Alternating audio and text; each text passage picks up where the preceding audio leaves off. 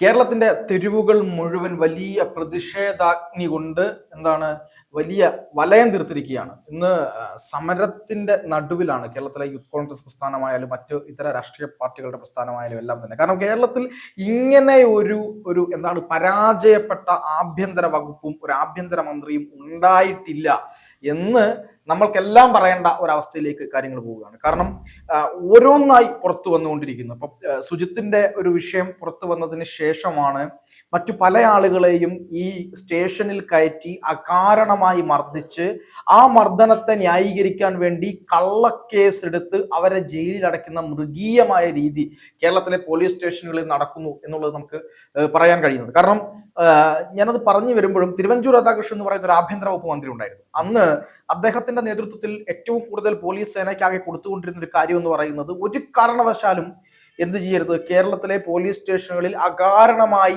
ആരും മർദ്ദിക്കപ്പെടരുത് എന്ന് കർശനമായി പറയുകയും അത് നടപ്പിലാക്കാൻ നട്ടല് കാണിക്കുകയും ചെയ്ത ആഭ്യന്തരമന്ത്രിയായിരുന്നു തിരുവഞ്ചൂർ രാധാകൃഷ്ണൻ.